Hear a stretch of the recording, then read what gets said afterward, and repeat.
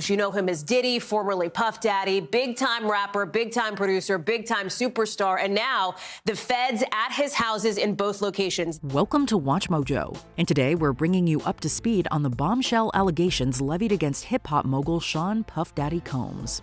Note, the details of these cases as they've been reported have not been confirmed or denied in a court of law and are subject to rapid change as more information is revealed.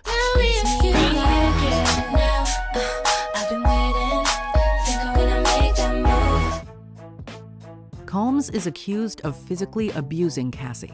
The first of those came from singer Cassie Ventura, known as Cassie, who accused Combs of sexual abuse and sex trafficking during the decade they were together. Cassie Ventura's earth-shattering November 2023 lawsuit against Combs is chilling for a number of reasons. However, please be advised that the specifics it goes into are hard to stomach. Ventura's attorneys claimed that Combs, quote, often punched, beat, kicked, and stomped on Ms. Ventura, resulting in multiple injuries, and, quote, demanded that Ms. Ventura carry his firearm in her purse just to make her uncomfortable and demonstrate how dangerous he is. And then he says, tell your girl she wants some birthday. And we were like, well, I mean, he's saying this to me, and I'm like, well, she doesn't have to have sex with you if she doesn't want to. The lawsuit also claims that Combs' employees often witnessed his crimes, but said nothing for fear of retribution. It should be noted that Cassie was just 19 when she met Combs, sometimes referred to as P. Diddy, who was age 37 at the time in 2005. Quit that. You a big cat. Where your chicks at? Where your whips at? Wherever you get stacks, I'ma fix that. What happened to Kid Cudi's car? Here's the picture, I'm that mister. I do what I please, I keep it simple, keep my circle with the real ones by my side. One person no one expected to catch strays in all of this legal drama was Kid Cudi. The Cleveland MC is named in Cassie's initial November 2023 legal filing, which explains that in 2011, Ventura had expressed a romantic interest in Cudi, born Scott Mescudi, via correspondence between the two.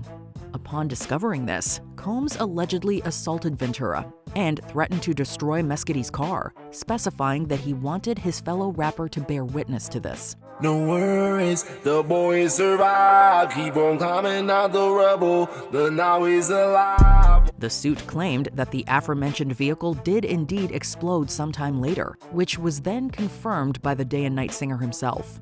It must be noted, however, that no legal evidence tying Combs to this incident has been confirmed to exist. Day and night, I toss and turn, I keep stressing my mind. Combs' sons were reportedly involved. An amended complaint, part of a 2024 lawsuit filed against Combs, accuses not only the mogul, but his son Justin of being involved in and possibly even helping to orchestrate a 2022 shooting of one of Justin's friends at Chalice Recording Studio in Los Angeles. See him chase his dream and to see like all of the obstacles that he had to overcome without my help, and then him doing it, you know, it's just really mind-blowing. A little more on Rodney Jones, the man who filed the suit, to come later on, but Jones alleged that he was forced by Combs to deny the latter's involvement. Similarly, in April 2024, Combs and his other son Christian were sued by Grace O'Marcaig, who accused them of covering up a sexual assault committed against her by Christian. Cassie isn't Combs' only accuser. I don't think people understand what it's like to be traumatized by somebody famous and rich, because you can't get away from them. Cassie Ventura's lawsuit against Combs was only the beginning. As soon as she went public with her story, others soon started to come forward, a pattern probably not unfamiliar to those with knowledge of the Me Too movement. To show a common scheme or plan, a lack of mistake, that Sean Combs is allegedly a person who uses violence and drugs and sexual abuse to harm his victims. After Combs and Ventura moved to settle the latter suit out of court, the rapper was immediately hit with 2 more lawsuits alleging similar misconduct. More on the sordid details of one of those cases soon. Another anonymous suit was filed against Combs in December, and as of May 2024, 3 more motions have been filed in New York, all bearing signs of the now disturbingly familiar allegations. In her lawsuit, McKinney says later that night at Combs' recording studio, she was pressured to consume alcohol and marijuana, including a joint she claims was laced. Cassie's medical records were supposedly sent directly to Combs. In no uncertain terms, Cassie's lawsuit against Combs accuses him of attempting to, quote, exert ownership and maintain a degree of control over various aspects of her life. The suit itself names a specific example in which, quote, potentially due to excessive drug use and/or head injuries caused by Mr. Combs's beatings, Ventura began to experience memory loss and sought out an MRI as a means of identifying its root cause. Illustrating this, quote, ownership Combs supposedly felt he had over Cassie, the suit alleges that the results of this MRI were routed directly to his personal email address. All I witnessed was him walking into the room and saying, "Where the is she?" And I didn't know what was going on because I was like, I just woke up from a slumber. Multiple lawsuits associate Combs with creating and distributing explicit material for revenge. A Syracuse University college student says that Sean Diddy Combs took her out to dinner, that she was drugged, and that she was drugged for the purpose of a sexual assault, and that she was so drugged that she could not fight back. According to a motion filed in New York State at the end of April 2024, Joy Dickerson Neal claims that Combs, as per his alleged modus operandi, not only drugged and sexually assaulted her, but filmed the encounter without her knowledge. Chillingly, it doesn't end there. After their 1991 encounter, Dickerson Neal accused Combs of distributing the supposed tape after becoming aware that others had seen it. The accuser's 32-year-old story is made up and not credible. Mr. Combs never assaulted her. This is purely a money grab. Combs's legal team asked for portions of Dickerson Neal's lawsuit to be thrown out of court. This was on the basis that, per the Los Angeles Times, quote, the relevant New York laws regarding revenge porn and human trafficking did not go into effect until decades after the alleged incident, 2019 and 2007, respectively. Combs's most recent statement is more about himself than the many people he has hurt, adding he was only compelled to apologize once his repeated denials were proven false. Combs is said to have hosted illicit parties. It's tricky, I'm picky, baby, but I just spotted you doing your thing. G-string, shoestring, point of view. Hey, lend me your body, you got me in a zone. And that's putting it delicately. According to the Miami Herald, quote, the parties often took place in some of Miami's most luxurious hotels, including the Mandarin Oriental, the One Hotel, and the Fontainebleau. However, what happened there was anything but classy. They largely consisted of forced sexual encounters, according to several of the numerous lawsuits filed against Combs in 2023 and 2024.